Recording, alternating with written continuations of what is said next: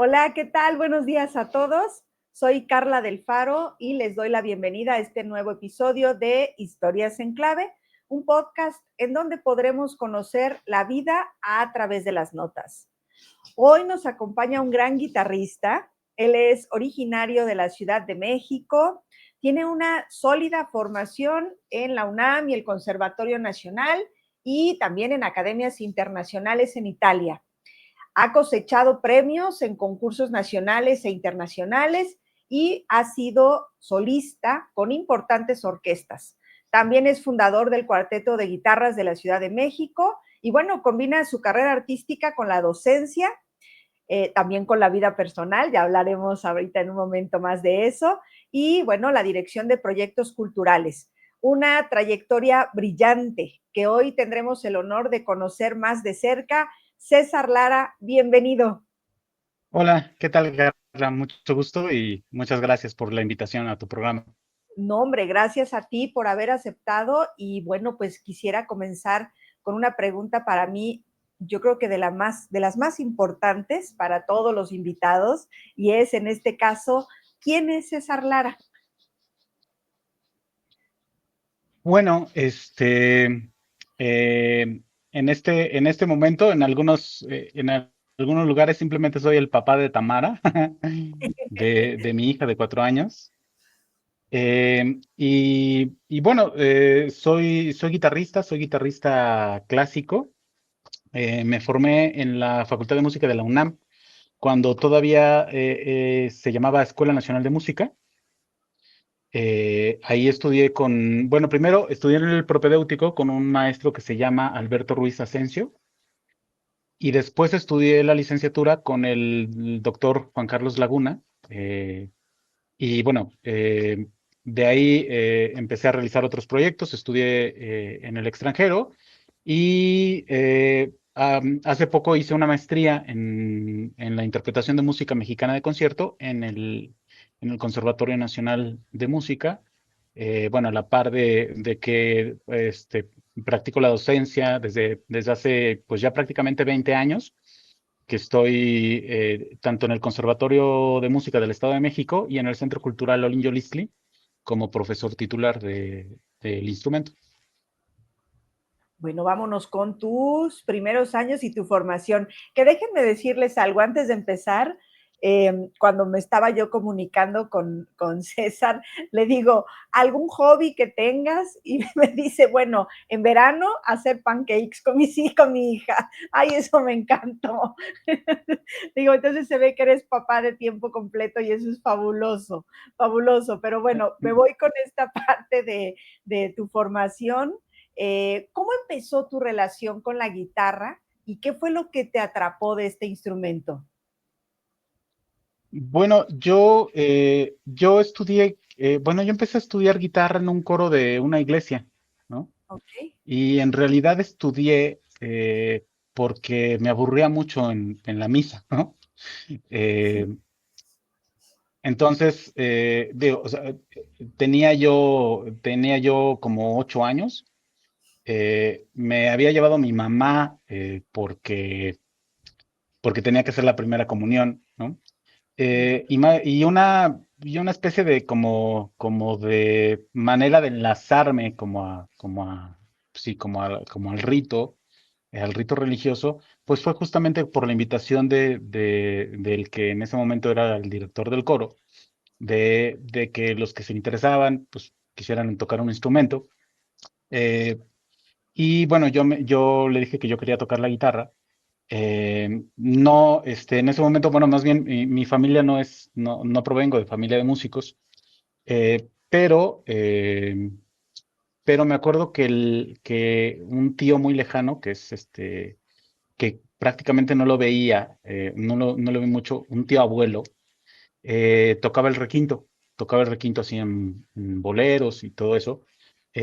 Y cuando yo llegué a la casa y dije pues que me había metido al coro y que quería tocar guitarra y eso, mi abuelo ese día desapareció en la mañana y yo recuerdo mucho la imagen de cuando él venía, yo en ese momento vivía en una privada, ¿no? O sea, como en la parte más abajo de la calle y desde la ventana de la casa vi caminar a mi abuelo con una bolsa, ¿no? Una bolsa en la mano y traía justamente un requinto que le vendió su hermano. Y con eso fue mi primer guitarra con la que empecé a estudiar, ¿no? Ajá. Ay, qué bonito. ¿Qué edad tenías? Pues como 9 años tal vez, o sea, apenas estaba yo por terminar o ya había hecho la comunión, pero digamos que pues sí me atrajo mucho pues aprender a tocar un instrumento y pues de ahí empecé a practicar. En ese momento era un coro así de las 8 de la madrugada del domingo. em, y después ingresé a un coro de la tarde donde había más chavos. Conocí un amigo que quiero mucho, estimo mucho como mi hermano, Hugo Peñalosa, y él ya estudiaba en la facultad, él ya estudiaba y él fue el que me empezó a enseñar por notas. eh, Durante la secundaria yo aprendí a estudiar, bueno, a leer por notas el instrumento y me animó a hacer el propedéutico. Yo según yo iba para medicina, ¿no? O sea, para otro rubro, nada que ver con la música. Y hice el examen de propedéutico nada más así como por probar, ¿no? O sea, pues para ver qué pasa, solo hacer el propedéutico y ya seguir con otra vida académica. Y no, pues ahí me seguí de filo, ¿no? O sea, me gustó muchísimo la música clásica, me atrapó muchísimo el estar enfocado en el instrumento y de ahí seguí. Eso fue en la Facultad de Música de la UNAM, ¿verdad? Ajá, sí, sí, sí, Ok, y ahí trabajaste con el doctor Juan Carlos Laguna. así es, ajá. ¿Y nos podrías contar algo de él o tu experiencia con él o algo que recuerdes? Sí, me acuerdo mucho que la vez que yo conocí a Juan Carlos fue cuando, no- cuando hice lo del examen, hice la presentación, o sea, cuando te inscribías para hacer el examen de selección, tenías que asistir a una junta que hablaban sobre tu instrumento, ¿no? En este caso, pues la guitarra, ¿no? Y algún maestro de los que estaban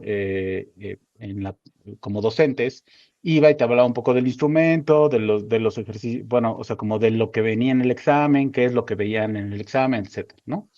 Y Juan Carlos fue el que fue a hablar. Yo en ese momento yo no lo conocía, o sea, yo de personajes de la guitarra y eso, o sea, solamente conocía así lo más básico, que era Sagreras, Brauer, y yo me acuerdo que yo tenía un disco bueno, más bien tenía un cassette en ese momento. Tenía un cassette que me habían grabado del terceto de guitarras de la Ciudad de México, en ese momento formado por Gerardo Tamés, Antonio López y Julio César Oliva. Pero de más allá yo no conocía absolutamente nada, ¿no? Y Juan Carlos fue a hacer la plática. Bueno, yo todavía después yo le platiqué, es que yo te conocí cuando tenías el pelo largo, ¿no? Así, traía otro look. Y, eh, y más adelante, bueno, yo hice el propedéutico con el maestro Alberto Ruiz Asensio. Yo entré a un concurso, uno de los primeros concursos de guitarra que yo hice era cuando yo tenía 19, 20 años. Un concurso que se hacía en la Ciudad de México, que lo organizaba una maestra llamada Corazón Otero. Era guitarrista, pero además era pues una persona que también se dedicaba a promover el instrumento. Hacía cada 2 años un concurso. Hacía el concurso Yolotl, que era para menores de 20 años, y el concurso Manuel M. Ponce, que era el concurso internacional de guitarra que se hacía en la Ciudad de México. La maestra Corazón Otero ya falleció hace muchos años y evidentemente se dejó de hacer ambos festivales. Y ahí yo conocí a Juan Carlos, yo lo conocí como jurado, ¿no? O sea, lo volví a ver después de muchos años, lo volví a ver como jurado eh, en la eliminatoria, en la final, y ya después yo le pedí clase y me aceptó como su alumno y yo entré ya como su alumno en la licenciatura. Wow. Y ahí, terminando la licenciatura, es cuando te vas a Italia. ¿Cómo llegas a Italia? Eh, bueno, más o menos, del concurso Yolotl, antes yo había hecho el concurso de Paracho, el concurso para menores igual también había un concurso, hay un concurso de menores de 20 años. Em, y cuando hago el concurso Yolotl, bueno, la final fue en la sala Manuel M. Ponce. Y también, o sea, la sala, nunca había conocido la sala, no, eh, creo que no había nunca entrado a Bellas Artes y la primera vez que entré fue porque tenía que concursar en la sala Ponce, ¿no? Em, y de ahí un amigo me dijo que se iba a ir a un concurso en Francia. Y yo me le pegué, me fui con él. Ahí gané un tercer lugar en un concurso que se hacía en la costa norte de Francia. Regreso a México y empiezo la licenciatura con Juan Carlos. Em, y él durante la carrera, mi último año coincidió con que Juan Carlos se iba de año sabático. Entonces no quería terminar la carrera sin terminarla con él y busqué la manera de tomar un diplomado y conseguí una beca del FONCA en ese momento, la de creadores escénicos, que me permitió irme un año a Pordenone, a una academia que se llama Francisco Tárrega, y ahí estudié con dos maestros, con Paolo Pegoraro y Stefano Viola, pero eso fue un año antes de terminar la carrera. Fui, estudié y cuando terminé el año, regreso a terminar mi carrera y regreso también con Juan Carlos, porque Juan Carlos ya había terminado su año sabático.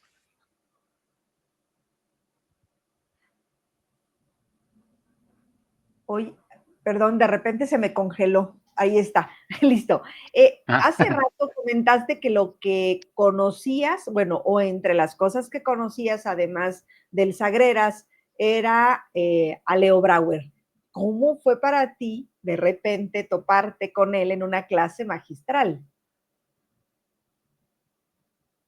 eh, bueno, o sea, yo creo que para todos en ese momento, o sea, o sea, mis compañeros con los que empecé a estudiar, pues sí, era así como una leyenda, ¿no? Y yo tocaba mucha música de Brauer. Eh, Y siempre estaba así como el llamado de que lo querían invitar, pero no podía, por agenda, no se cruzaba y no. Hasta que una vez sí lo invitaron al concurso de Culiacán, Sinaloa. Ok. Y esa vez yo fui a participar al concurso justamente por eso, porque yo quería conocer a Brauer. Tomé clase magistral con él. Recuerdo que en ese momento también tuve muy buena relación con él y con su esposa, Isabel.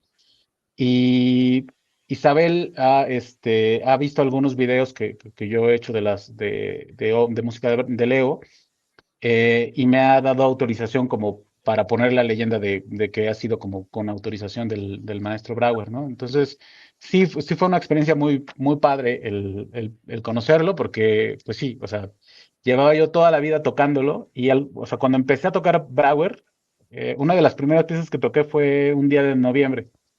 Y yo no sabía que la había compuesto él, o sea, yo me la aprendí viendo a Hugo, el que me enseñó a leer por nota, pero yo me la aprendí por verlo, ¿no? Por tocar y yo orejeaba y yo sacaba las piezas, pero la primera vez que yo toqué Brauer no sabía ni quién era, ni dónde era, ni nada de él, ¿no? O sea, toqué música de él sin saber quién era, ¿no? Sí. Y también tuviste clase magistral con el maestro Manuel Barrueco. ¿Alguna anécdota que nos quieras contar? Em, yo creo que, pues es que, o sea, fueron como, sí, como leyendas o maestros que no, que en un principio los conocías por video o los conocías por su música, ¿no? Ujú. Por sus cassettes, pero nunca, o sea, nunca me imaginé tomar clase o estar revisando algo con ellos, ¿no? Y sobre todo, te decía que uno de los primeros cassettes de música que yo escuchaba era el del Terceto, ¿no? Eh, y, y ha sido muy padre como la evolución de conocerlos primero así, luego, luego ya ponerme en contacto con ellos, y sobre todo, por ejemplo, con el maestro también tengo una relación muy buena, una amistad de hace muchísimos años, él también me conoce de hace muchos años, y he tocado y he revisado muchísima música con él, ¿no? Yo creo que la experiencia de trabajar con los compositores vivos ha sido o sea, una de las cosas más gratificantes de que ha tenido la carrera.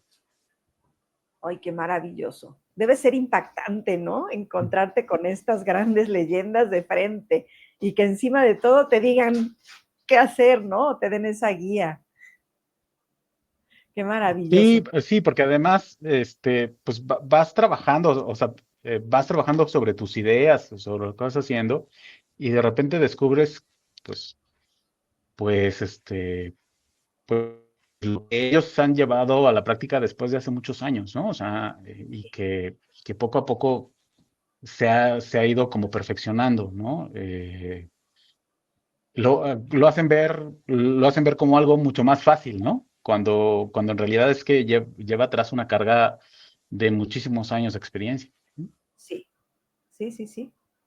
Y has tenido también reconocimientos y concursos, bueno, una cantidad impresionante de premios, más de una docena. ¿Cómo te preparabas para esas competencias? Eso sí es eh, una anécdota muy chistosa porque eh, después ya, o sea, muchos años después lo dejé de hacer, creo. Creo, o sea, la verdad es que no estoy muy seguro, pero en mi cuarto, arriba de mi cama, así en el techo, yo pegaba una fotocopia de la convocatoria del concurso al que iba a ir, ¿no? Oh, O sea, porque cada vez que me dormía, o sea, cada vez que me iba a acostar y lo primero que veía era el techo, ¿no? Eh, casi, casi como que yo mismo me preguntaba si había estudiado ese día, ¿no? Eh, un alumno, o sea, acabo de tener una revisión con un alumno y me dijo, oiga, maestro, es que yo lo veo que siempre está, o sea, como muy organizado y ya me dio el paso B y el C, ¿no? Y yo, bueno, pues es que, o sea, más que haberlo estudiado o sea, es una rutina que tengo desde toda la vida, ¿no? O sea, como sí, cada concurso para mí era así de, a ver, yo tengo que planificar que para tal fecha yo ya tengo que tener el repertorio y tal fecha yo ya lo puedo tocar, etcétera, ¿no? O sea, de un tiempo para acá, sobre todo los concursos nacionales dejaron de pedir material obligatorio, ¿no? ok. O material muy poco, ¿no? O sea, entonces, precisamente porque empezaron a haber muchísimo más concursos. Entonces, han dejado como más bien a la elección de cada concursante de que toque su repertorio libre. Pero antes, en el concurso de Tasco o en el concurso de Parachos, siempre, prácticamente un año antes del concurso, lanzaban la convocatoria y te decían qué material estaban pidiendo. Entonces, de ahí que la preparación para esos concursos, pues, implicaba otro tipo de desarrollo, porque tenías que buscar el material, sacarlo, estudiarlo, no solamente pulir el material libre que tú venías tocando, ¿no? O sea, además del material libre, era material obligatorio y, por ejemplo, en el caso de Paracho, era material pues de alta exigencia, ¿no? Y que muchos de nosotros, o sea, los que concursamos en Paracho, ese material que en algún momento lo sacamos por ser obligatorio, lo hemos utilizado como material libre o como parte de nuestro repertorio ya de toda la vida. Claro. ¿Ese fue para ti el concurso más desafiante o algún otro implicó más desafío? Pues más que, bueno, un concurso al que yo le tuve muchísimo cariño fue el concurso de Tasco.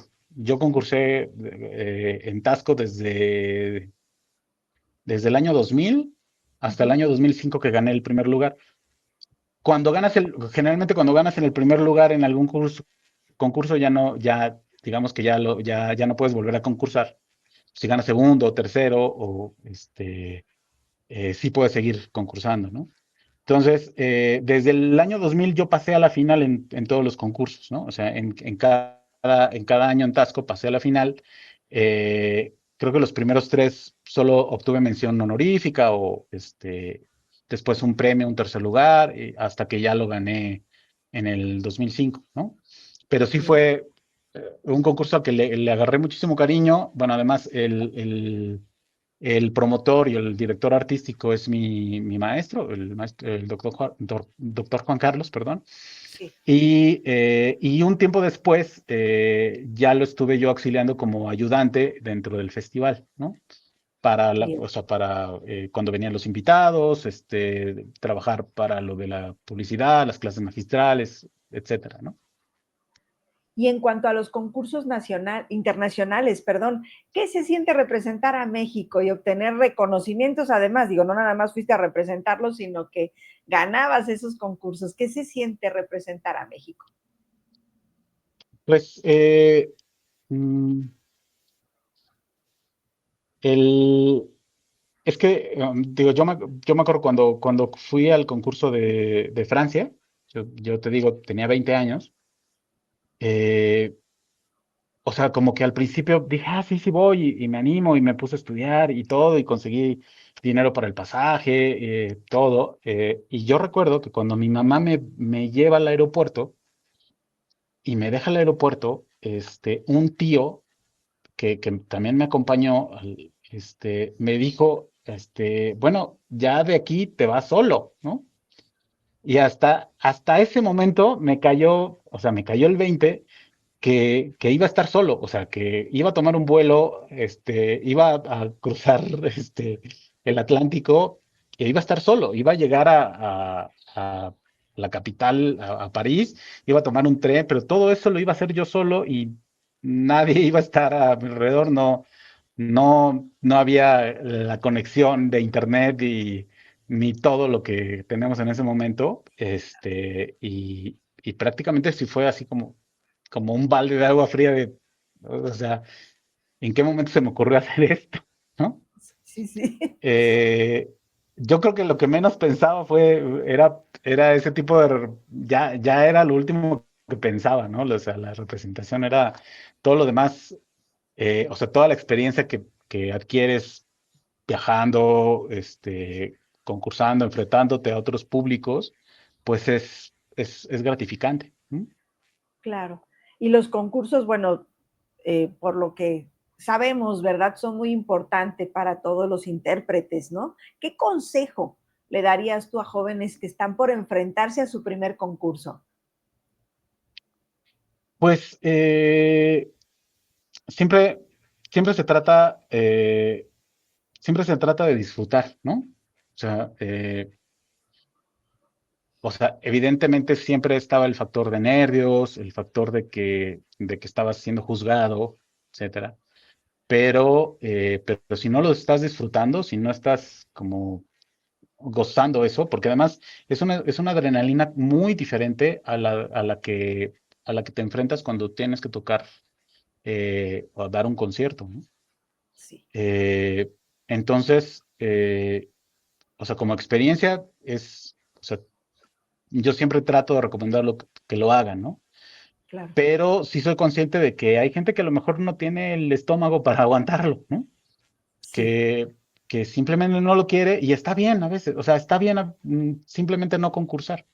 O sea, es algo muy bonito en esta profesión, o sea, que al final tú entras con un objetivo y la misma, o sea, y la misma carrera te puede ir llevando a diversas ramificaciones de la carrera, ¿no? O sea, hay gente, yo he tenido alumnos que se han inclinado por la música antigua, se han ido con la teorba y se han comprado la teorba y se van, ya están estudiando en el extranjero, otro instrumento, ¿no? Y hay gente que se ha dedicado a la producción musical, se dedica a las grabaciones, a la musicología, o sea, es una variedad inmensa, ¿no? Entonces, eh, más bien es no casarse con ningún objetivo, ¿no? O sea, que más bien la música sí te va llevando hacia donde tu desarrollo puede ser mejor, ¿no? Claro. Vámonos con tu carrera como solista. Has colaborado con orquestas de gran prestigio en México. ¿Qué significa para ti compartir escenario con ellas? Y si les puedes platicar un poco a quienes te están escuchando, con qué orquestas has tocado. Bueno, la primera vez que toqué con orquesta fue con la Orquesta Filarmónica de Acapulco. Uh -huh. En ese momento yo toqué La Fantasía para un Gentil Hombre y como director, eh, estaba el maestro Eduardo Álvarez, hoy director emérito de la orquesta. Y yo ya lo había conocido, lo conocí en el concurso de Tasco, de ahí fue que me llegó la invitación. Em, y, o sea, es muy emocionante, ¿no? O sea, es muy emocionante porque además simplemente siempre es como una especie de diálogo, ¿no? O sea, es un diálogo que vas haciendo de un instrumento íntimo, de un instrumento pues que no tiene la proyección o la sonoridad que otros instrumentos lo tienen. Eh, pero es un gran diálogo que tienes con la orquesta, ¿no? Un- una forma diferente de manifestar la música, ¿no? O sea, yo trabajo con muchos ensambles de cámara eh, como solista, pero sí, cada vez que te enfrentas con la orquesta, el diálogo, la comunicación es muy distinto, ¿no? Y muy enriquecedor, ¿no? Justo esa era la pregunta que te iba yo a hacer, que qué diferencias encontrabas, ¿no? De presentarte como solista y hacerlo en ensamble o con una orquesta, ¿no? Pero bueno, ya nos la contestaste, qué maravilla. ¿Hay algún concierto en especial que guardes en tu memoria como inolvidable, que digas, este fue? Mm, pues, bueno, mira,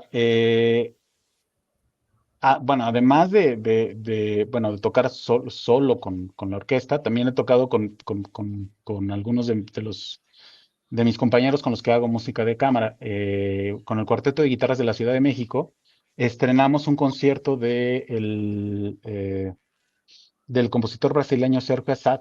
Lo estrenamos con la Orquesta Escuela Carlos Chávez. El concierto se llama Interchange y es justamente para cuarteto de guitarras y orquesta sinfónica.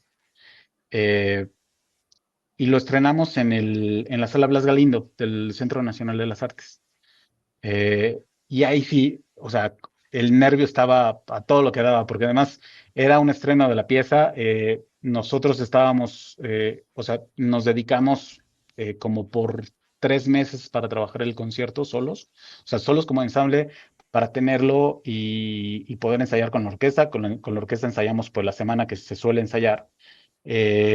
Y ya a la hora del estreno, sí, fue así como...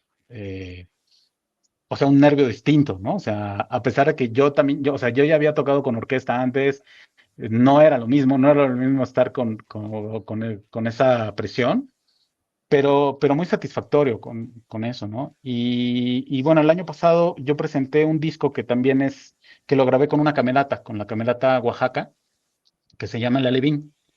Lo toqué bueno, hice varias presentaciones, porque digamos que el FONCA me pidió hacer 3 presentaciones del disco. Lo Ujú, presentamos en el Centro de las Artes de San Agustín Etla. Esa fue la primera presentación en Oaxaca. La segunda ujú. fue en el Centro Cultural San Pablo. Y la última lo presentamos en la Sala Manuel M. Ponce del Palacio de Bellas Artes. Eh, y bueno, fue un concierto muy emotivo para mí porque además de que vino toda la orquesta, bueno, yo había tocado con ellos un par de veces, los invité a la grabación, entonces hicimos todas las gestiones para que vinieran la camerata desde Oaxaca. eh, una amiga mía que conocía en la maestría, Acela Márquez, nos dirigió, pero además también invitamos a los compositores. Entonces vino a presentar el disco el maestro Gerardo Tamés y el maestro Eduardo Angulo. Ese disco tiene dos conciertos en su versión para guitarra y ensamble de cuerdas. Uno es el San Ángel del maestro Gerardo Tamés y el otro justamente es el Alevín, que así se llama el segundo concierto del maestro Eduardo Angulo. Eh, o sea, son como los conciertos que ahorita se me vienen a la mente, ¿no? Claro. Y tienes otro disco con música del maestro Ernesto García de León, que se llama Diálogo Sí, Mestizo, ¿no? ¿Cómo nace ese sí. proyecto? Bueno, ese proyecto nació también por el trabajo pedagógico que hago, ¿no? Evidentemente, dentro de los planes de estudios siempre ha sido o sea, están incrustados ya los estudios de Brauer, los estudios de Villalobos, pero yo estuve como recopilando estudios de compositores mexicanos y uno de los que me gustó muchísimo su trabajo fue justo Ernesto. Él realizó una colección de 20 estudios de diferentes niveles de dificultad y esto pues me inspiró como para poder no solamente ofrecerlos a los estudiantes, tocarlos, sino también o sea, tener una grabación, un documento en audio de esta música. Eh, y el proyecto se conjuntó junto con una sonata, una de las sonatas más tocadas de Ernesto, que se llama la Sonata de las Campanas, los 20 estudios, y Ernesto también me dedicó una sonata que justamente grabé en el disco. Claro. Estoy compartiendo tus redes. Todo esto lo Ah, sí, gracias. encontramos en cualquiera de ellas, ¿verdad? Digo, me parece muy Sí, importante que lo sepan también para que, bueno, no nada más lo sigan, sino que consuman esta ujú, música tan hermosa. Ya me eché un clavadito por ahí en el YouTube y bueno, es maravilloso, por favor. Entonces ahí se las dejamos un ratito. Bueno, finalmente César Lara, en todas las redes estás, maestro. sí. Excelente. Una pregunta, ¿cómo sientes cuando escuchas tus grabaciones con el paso del tiempo? Mm, eh, es que más bien yo digo, de todas las grabaciones, al momento en que trabajas y vas editando y vas viendo las revisiones, o sea, sí las escuchas, después en algún momento las dejas de escuchar o de nuevo de nuevo vuelves a ellas, pero una a la que yo escuché y escuché y escuché muchísimo, muchísimo fue justamente la Levin. O sea, esa Ok, grabación sí, o sea, sí o sea, porque además como era con orquesta, era como ver detalle por detalle, detalle.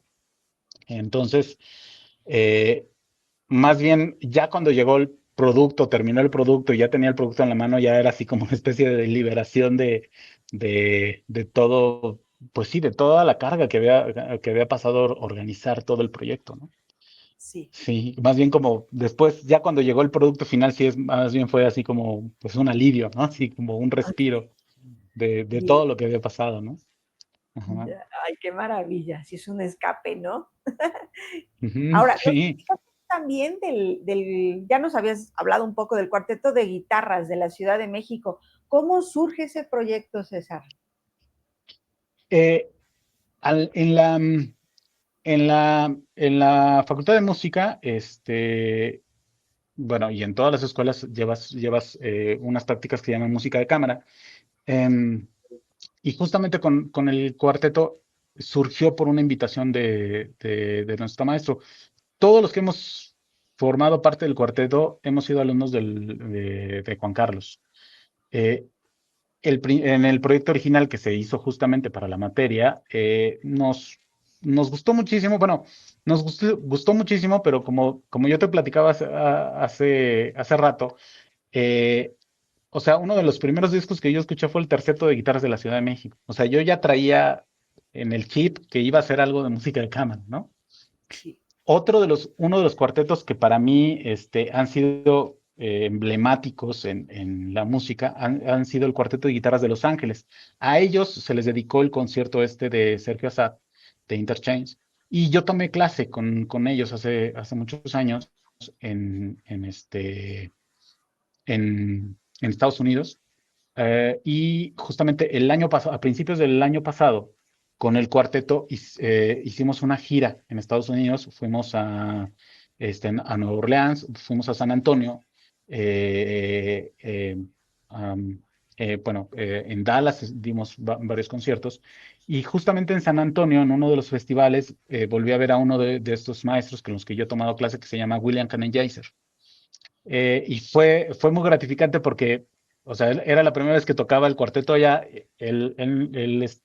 Acabamos de escuchar su concierto y fue muy padre porque yo le regalé uno de los discos del cuarteto. Y yo, uno de los primeros discos también de música clásica que tuve fue justo del Cuarteto de Los Ángeles, ¿no? O sea, siempre yo traía como esa espinita de querer hacer música de cámara y se logró. O sea, el cuarteto llevamos ya más de 20 años, o sea, lo formamos como en el 2000, el 2001 lo formamos. En la escuela éramos estudiantes y de ahí, pues, o sea, ha sido muy gratificante seguir en el ensamble, ¿no? O sea, claro. eh, porque es otro tipo de forma de tocar, ¿no? O sea, es a veces hasta más relajante, ¿no? O sea, como por más que el estrés de la música o eso esté involucrado, siempre es muy padre hacer música entre amigos, ¿no? Y amigos que llevamos pues, toda la vida, ¿no? Conociéndonos. Sí. Y con ellos llevas 4 discos, ¿verdad? Y sí, el primer disco que hicimos se llama Jícama 4, Ok, que este año cumple 20 años que lo hicimos. En ese disco comisionamos música para a varios compositores, entre ellos Gerardo Tamés, Ernesto García de León, Julio César Oliva, Jorge Ritter. El segundo disco fue un disco que se llama Cinco, porque lo que hicimos fue comisionar obras para cuarteto de guitarras más un solista. Entonces tenemos una obra con clarinete, una obra con set de percusiones, una obra con flauta y una obra con soprano.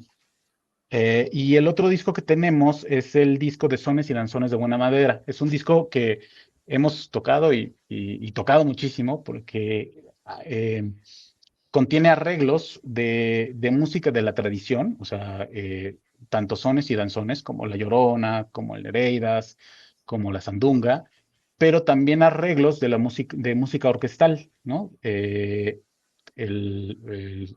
Guapango de Moncayo y el danzón número 2 de Arturo Márquez y los sones de mariachi de Blas Galindo, que también pues contienen esta raíz, ¿no? Esta raíz o del son o del danzón, pero ya adaptados a cuarteto de guitarras. claro. Como docente, trabajas en la Olinjo Listli, decías, y en el Conservatorio Nacional de México, ¿no? No, del Estado de México, perdón. En el ¿Cómo Conservatorio del vives? Estado de México, en la Ajá, Olinjo Listli, y hace poquito también ingresé al Conservatorio de Música de San Pedro Tultepec, en Lerma. muy bien. ¿Cómo vives esta faceta como docente? Eh, bueno, yo pienso que ha sido como muy evolutiva, ¿no? O sea, prácticamente, pues, como todos los maestros, o sea, vas primero enseñando las cosas que tú has aprendido de tus maestros, ¿no? Pero de ahí yo siempre me fui, pues buscando más material, sobre todo buscando eh, o sea, que fuera más accesible y que fuera o sea, y que hubiera cosas que, que pudieran ser de fácil lectura o de fácil inicio para otros estudiantes, ¿no? Eh, o sea, yo he tenido estudiantes como de todo tipo y como que más bien siempre he buscado como la manera de, pues, de que mis estudiantes puedan aprender, ¿no? O sea, y puedan tocar el material que les busco. O sea, sí ha sido como una selección determinada de cosas. Y bueno, aquí en el Conservatorio del Estado de México, yo doy clase también a clase a niños y también en San Pedro Tultepec doy clase a niños. Y Ok, es otro, es otro mundo enseñar a niños que enseñar a adultos, claro. ¿no? Es muy divertido. Y también, pues he desarrollado un poquito la creatividad de buscarles arreglos, de hacer los propios arreglos, adaptaciones de cosas, y por qué no incluso como medio adentrarme un poco a la composición. He hecho como ciertas cosillas, ciertas obras pequeñas, pero ha sido como para buscar ayudar a mis alumnos a su desarrollo. Claro, y también eres el director artístico, ¿no? Del Festival Internacional y Juvenil de Guitarra. Sí, hay un festival que hacemos año con año en la Olinjo Listli, que se llama Infantil y Juvenil de Guitarra.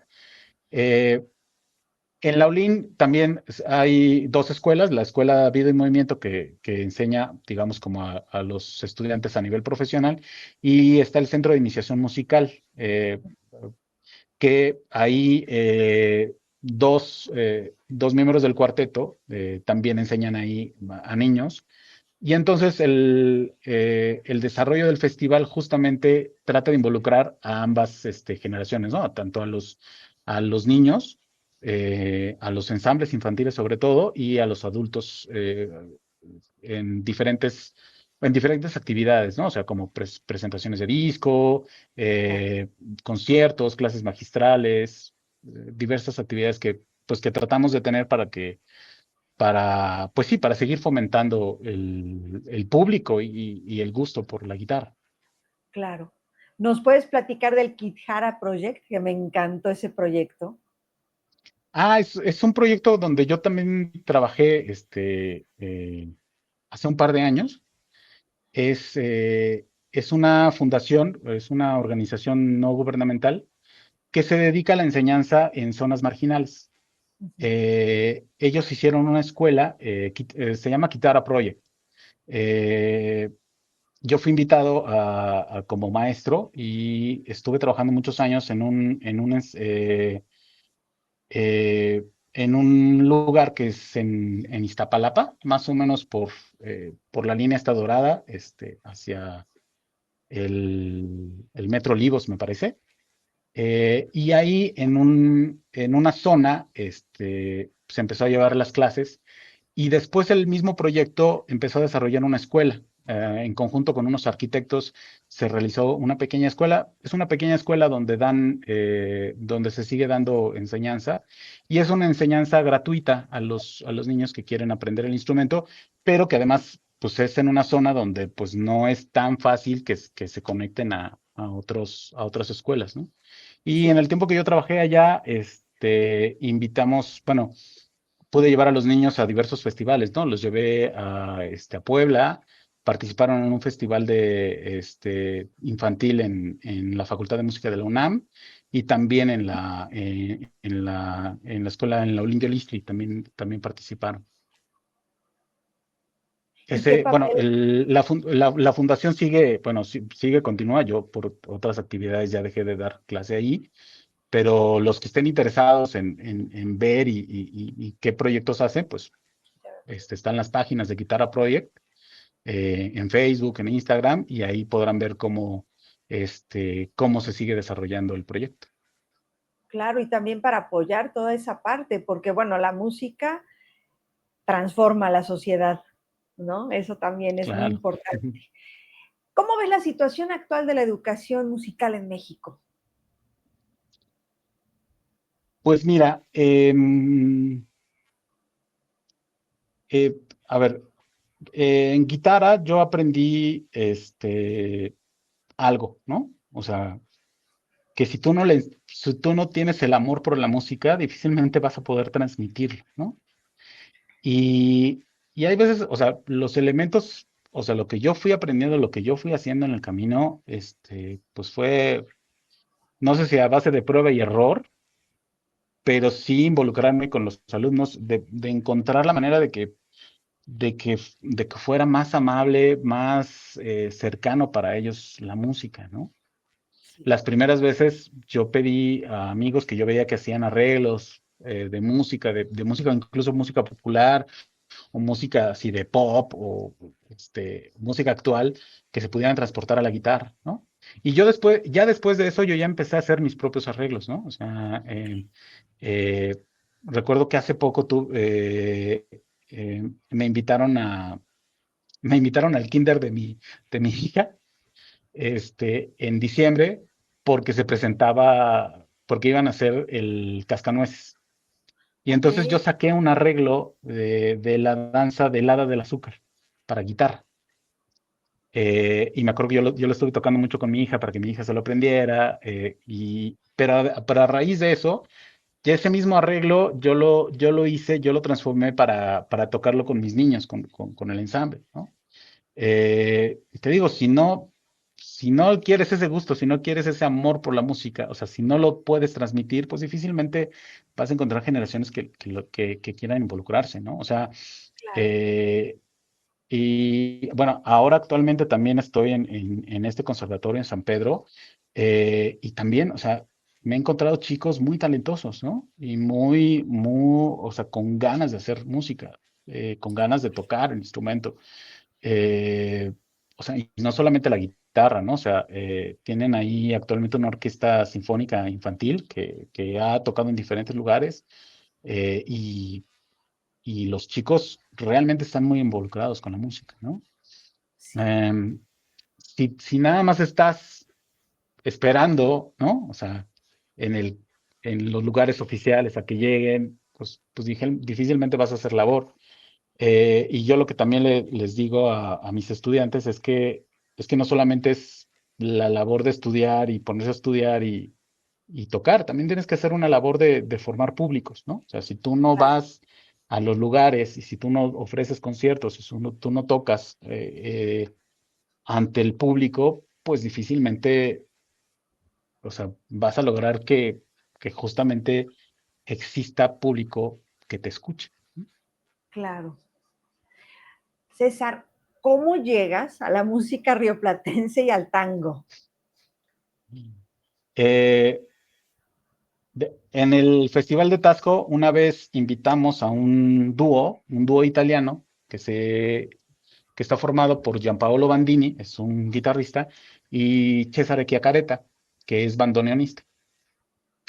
Eh, el concierto ha sido así uno de los más, o sea, mm, más extraordinarios, ¿no? Porque además el ensamble es, insisto, muy íntimo, ¿no?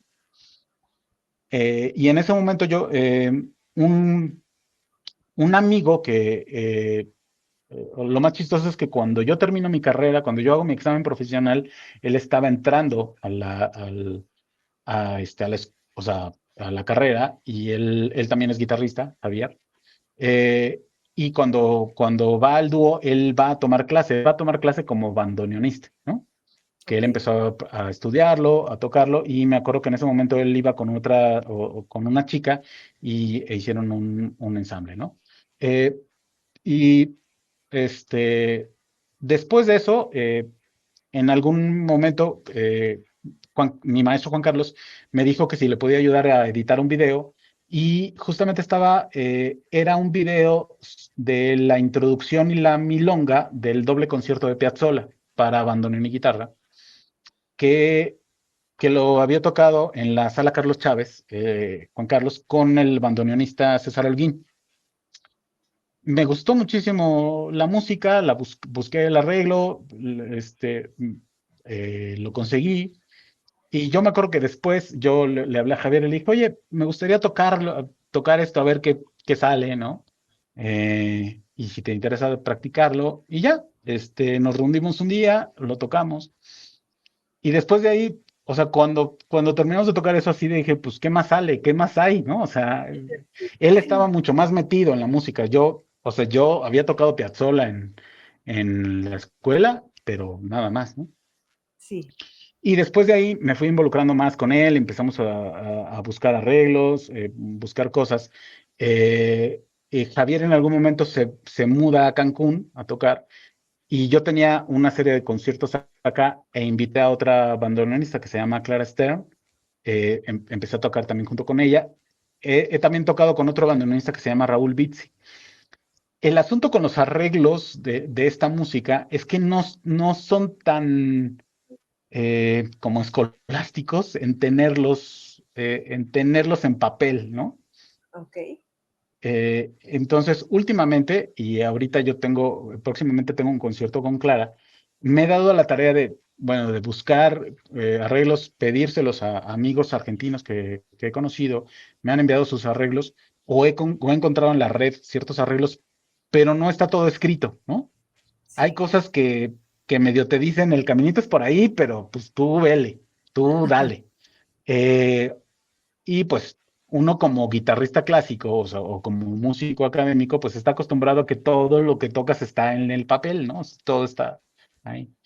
Entonces ahorita me he dado un poquito a la tarea como de ver los arreglos, de escuchar lo que hacían los dúos tradicionales y un poco como transcribir esas cosas, ¿no? Hay sí. un dúo muy famoso hace muchísimos años en Argentina, que es del bandoneonista Aníbal Troilo y un guitarrista llamado Roberto Grela. Es un dúo así famosísimo. Tienen como 4 discos que grabaron, ¿no? Ya hace mucho que fallecieron. Eh, Hay otro guitarrista llamado Cacho Tirado que tocó junto con Piazzolla. Pero entonces, todas esas cosas, pues me he ido como más empapando de la música. Roberto Grela, por ejemplo, sus raíces era el jazz, era el blues. Entonces, cuando hace dúo con Aníbal Troilo, pues muchos de los recursos que metió no eran recursos del jazz, eran recursos del blues. Entonces, un poquito esa la tarea como de ver lo que hacían, interpretarlo y transcribirlo, ¿no? Porque, o sea, sí, o sea, y bueno, eso ya lo estoy haciendo ahorita, después de como 10 años de que estoy tocando con Javier o con Clara, porque justamente me ha pasado de que he hecho cosas, las he escuchado, las he tocado, las grabamos o las he tocado, las dejamos de tocar y cuando vuelvo al arreglo me quedo así como, ¿y yo qué hacía? ¿Y qué demonios hacía? ¿Qué tocaba? O sea, incluso me he tenido que escuchar, o sea, he tenido que escuchar las grabaciones así para acordarme qué era lo que estaba haciendo. Entonces, sí ha Claro, sido como una tarea de, no, o sea, ya disciplínate, escríbelos, porque no se puede tener todo en la memoria, ¿no? claro. ¿Algún otro género o estilo que quieras explorar? Pues no, o sea, supongo que por el momento no. Eh, bueno, eh, en la Olinjo Listli, digamos que en el sector infantil, además de dar música clásica y dar también hay un área de danza, hay un área de danza tradicional y hay un área de música tradicional. Entonces se enseña jarana, se enseña arpa jarocha y hay un maestro de ahí, Enrique Barona, que ha dado cursos de rasgueo a los alumnos de vida y movimiento. Entonces, varios de mis alumnos han tomado clase con Barona eh, y también se han ido como involucrando en la música, o sea, con el jarana, ¿no? Con la jarana, con el requinto. Y pues también es otro mundo que es muy padre explorar, ¿no? Claro. Y por un tiempo, o sea, ahí tengo como ciertas ideas de ver qué hago con ese trabajo. Y más bien quiero explorar un poquito como el buscar, eh, pues como este, como el tratarlo de hacer un poco como académico o buscar o tocar ese tipo de música con otros, o sea, con las guitarras barroca, eso, ¿no? Pero como todo lleva tiempo, ¿no? Y Claro. lleva muchísimo labor, ¿no? Tiempo y labor, y eres intérprete, docente. ¿Cómo lo equilibras con tu labor como papá? Que aparte se ve que eres un papá fabuloso. Y tiene 4 años tu Pues pequeña, ¿no? mi pequeña tiene 4 años, sí, Híjole. pues aprovechando, ¿no? O sea, como en ratitos, en momentos libres. Digo, creo que la estructura o la disciplina que yo estuve, que yo fui creando, o que yo me fui haciendo, pues eso ha ayudado muchísimo, ¿no? O sea, que tengo una hora, en esa hora tengo que estudiar tal cosa, ¿no? O sea, Sí, eso me ha ayudado un poquito en la organización, pero sí, yo creo que algo que tienes que generar en esta carrera es disciplina, ¿no? O sea, y organización, porque si no la tienes, difícilmente puedes, si puedes concretar cosas. claro. ¿Qué sientes que te falta por conquistar como artista? Ay, Pues, eh, pues, más que, o sea, evidentemente hay ciertos retos que a uno le gustaría hacer, ¿no? O sea, digo, he tocado con orquesta, muchos conciertos. Yo creo que el concierto de Aranjuez es un concierto que, pues ahí está, ¿no? O sea, cuando se ofrezca y se necesite, se toca, ¿no? Pero es como una como de los objetivos ¿no? O palomitas que uno hace, ¿no? Pero más bien te digo, o sea, ahorita la música me está llevando a involucrarme, a meterme mucho en lo que hacían Roberto Grela, ¿no? Sí. Eso, o sea, el tango tradicional, o sea, que se escuche como tango tradicional, y algunas veces me lleva como a tener un método de armonía en el instrumento para poderlo compartir con mis alumnos, eh, o tener arreglos, ¿no? O sea, hay como muchas cosas que están en el tintero y que poco a poco van haciéndose, ¿no? Me acuerdo que un crítico de cine hablaba acerca de un director que decía que, bueno, pues pues que él tenía muchas muy buenas ideas, muy buenos inicios, ¿no? Y todos esos estaban en un cajón, pues ahí, pero no por ser, no todos los buenos inicios o no todos los buenos principios, pues van a acabar en una buena película, ¿no? Pero Ok, yo creo que más bien es esto, justamente, tener en el tintero lo que vendrá, ¿no? Ah, claro. ¿Cuál es tu mayor motivación cuando subes al escenario? Pues ahorita mi hija, ¿no? Este, yo creo que el verla crecer y compartir con ella, ¿no?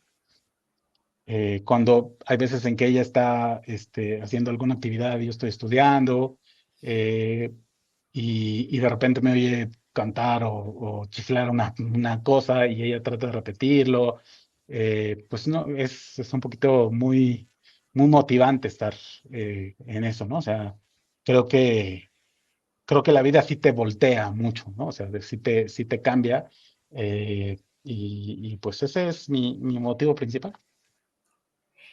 ¿Algún mensaje final que te gustaría dejarle a quienes siguen tu música y a quienes nos están viendo hoy? Pues algo que yo, bueno, te lo dije hace ratito y también se lo digo a mis alumnos, ¿no? O sea, en todo hay que crear, ¿no? O sea, tienes que crear público, tienes que crear música, pero además tienes que buscar que lo que estás haciendo lo estés haciendo pues con pasión, ¿no? Con Claro, gusto, ¿no? Eh, y encontrar una motivación en eso, ¿no? O sea, si la música te está llevando a un lado, pues tú hacerlo bien, ¿no? O sea, crear un trabajo, desarrollando un trabajo, o sea, puedes hacerlo de forma distinta, ¿no? No es, em, digamos que yo no, a mí no me pasó tanto, yo digo, yo tuve muy buenos maestros, o sea, excelentes pedagogos, excelentes intérpretes con los que estudié, pero bueno, o sea, pues al lado tuyo, compañeros tuyos, pues conocías gente que, pues que su maestro de verdad era así como, le tenían temor, ¿no? O sea, Sí, eh, em, y bueno, esa forma de educación, o esa forma de educar antiguamente, pues, eh, qué bueno que se ha terminado, ¿no? Ya no es, o sea, no es que busques el crearle terror o generarle miedo al alumno, eh, pero yo creo que cada uno siempre tiene que encontrar su motivación, ¿no? Su claro. forma de motivar. O sea, si hay algo que no está haciendo conexión, pues, pues siempre creo que es bueno una autocrítica, ¿no? El ver que, pues a lo mejor tal vez sí sea uno, y entonces, pues eso te lleve a otros paradigmas, ¿no? O sea, a otra forma de ver y entender el mundo, ¿no? O sea, mi esposa me lo dice constantemente, como en algunos momentos, o sea, cuando le comento algo y le digo, o le comento una experiencia con algo, con un alumno o con alguien, me dice, no todos tienen tu inteligencia, ¿no? Sí. Eh, y sí, o sea, yo creo que hace muchos años, a veces, un,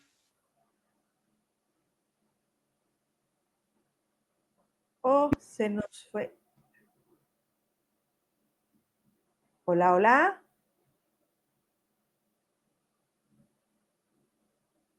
Se nos acaba de ir César y nos estaba contando algo impresionante.